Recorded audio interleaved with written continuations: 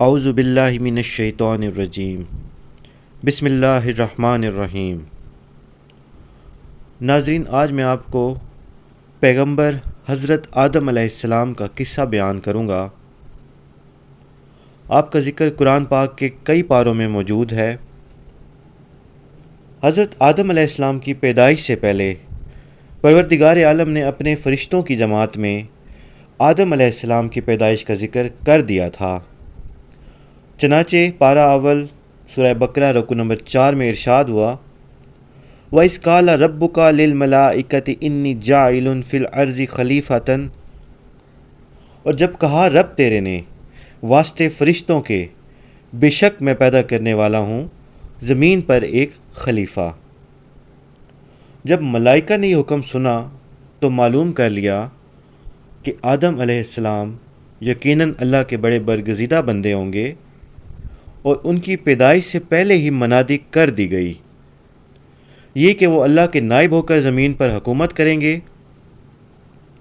مگر جب فرشتوں کو یہ معلوم ہوا کہ ان کا خمیر ایسے مادہ اور ایسے اجسام سے ہوگا کہ جن کو قوت شہویہ اور غضبیہ بھی لازم ہے، کہ جس سے خامخواہ بدکاری وغیرہ فسادات ظہور آئیں گے، تو نہایت عاجزی اور انکساری سے سوال کیا، الہی ایسے کو خلیفہ بنانے کی کیا حکمت ہے؟ رہی بات تسبیح و تقدیس کی، تو اس کے لیے تو ہم ملائکہ موجود ہیں جن میں قوت غضبیہ اور شہویہ کا مادہ ہی نہیں۔ پروردگار عالم نے فرمایا کہ جو کچھ مجھے معلوم ہے وہ تمہیں معلوم نہیں۔ فرشتوں نے یہ بات اعتراض یا حسد کے طور پر نہ کہی تھی، کیونکہ ایک تو جنات کے حالات گزرے تھے جن میں نیک اور فسادی سب گزرے ہیں، جبکہ فرشتے نوری مخلوق ہیں، ان میں حسد بخل وغیرہ کا تو مادہ ہی نہیں، جبکہ باقی ہر مخلوق خون بہانے والی اور فسادی ہوتی ہے۔ اس لیے فرشتوں نے اعتراض کیا، لیکن پروردگار عالم نے فرمایا کہ باوجود فسادوں کے بھی جو مصلحتیں ہیں وہ میں ہی جانتا ہوں، تمہارا علم وہاں تک نہیں پہنچ سکتا۔ حضرت ابن عباس رضی اللہ تعالی عنہ سے روایت ہے کہ پہلے زمین پر جنات کئی ہزار سال حکومت کرتے رہے اور سب زمین پر قابض تھے، حیوانات نباتات سے نفع اٹھاتے اور آسمان پر آتے جاتے تھے۔ پھر جنوں نے فساد مچایا، خون ریزی شروع کر دی، جس پر پروردگار عالم نے آسمان دنیا کے فرشتوں کو حکم دیا کہ جنوں کو زمین سے دور کرو تاکہ ان کی آلودگی سے زمین پاک ہو جائے،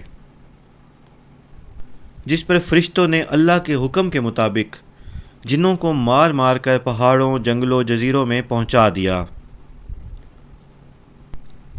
ابلیس لعین بھی انہی میں سے تھا۔ وہ علم اور عبادات کے سبب تمام جنوں سے ممتاز اور الگ حیثیت تھی اس کی، اور وہ فرشتوں میں رہتا تھا۔ وہ فرشتوں کے ہمراہ آسمان پر گیا اور عذر بنایا کہ میں اور میری اولاد ان فسادوں میں بالکل بھی شریک نہ تھے۔ حق تعالیٰ نے ان کو فرشتوں کی سفارش کے سبب مارنے اور نکالنے سے محفوظ رکھا۔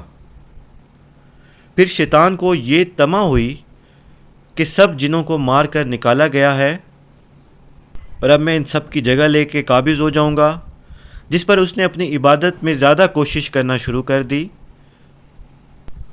جب بھی آسمان کی طرف دنیا کے فرشتوں کو کوئی حکم الہی پہنچتا تو یہ لعین فرشتوں سے بھی پہلے اس کام کو پہنچتا اور فرشتوں کے ساتھ اس کام کو سر انجام دیتا۔ پھر آسمان میں اس کی قدر و منزلت اور زیادہ ہو گئی، اور اس کے دل میں اس بات کی امید ہو گئی کہ اب دنیا کی خلافت شاید اس کو ملے گی۔ لیکن جب اللہ کا حکم فرشتوں کو پہنچا، انی جاعل فی الارض خلیفہ، اس وقت شیطان کو یہ معلوم ہوا کہ یہ قدر و منزلت یقیناً اللہ اسے نہ دے گا، اور اس کی سب بندگی اور عبادت سوائے ریاکاری کے کچھ نہ تھی۔ اس سے اس کے دل میں حسد اور بڑھ گیا۔